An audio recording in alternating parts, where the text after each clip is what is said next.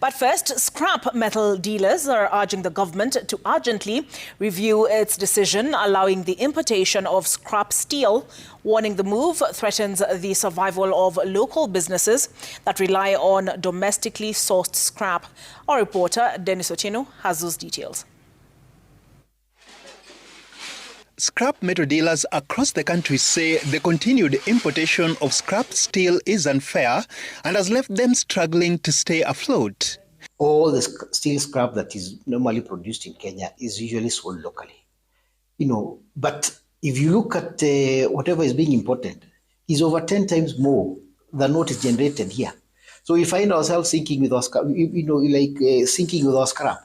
You go and engage the steel millers, they tell you we are full capacity, we have enough scrap, what they have imported. And mark you, the government has banned the export of scrap. The dealers want the government to prioritize locally sourced scrap. If we have to work together, let them buy our scrap first.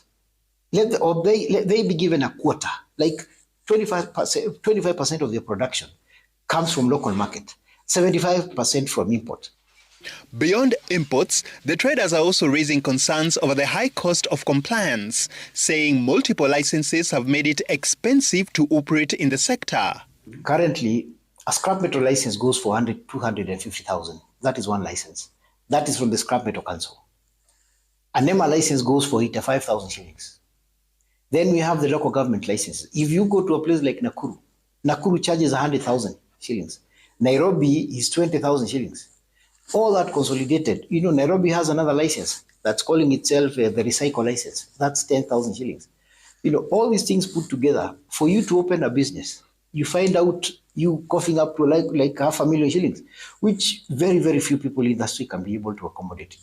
The industry has in the past been linked to vandalism of public infrastructure, a vice authorities say has significantly reduced through collaboration between dealers, police and other agencies. The infrastructure is for us and for our generations and the generations to come after us. Therefore, we are to safeguard it at all costs. And so far, we have managed to reduce it to at least to 70%. And as an association, we've broadened our hands to ensure that any member of us that engages in any errant activity, is delisted and possibly taken to court. With an estimated over 4,000 scrap metal operators nationwide, the association plans to meet the president later this year as it seeks government intervention to strengthen the industry.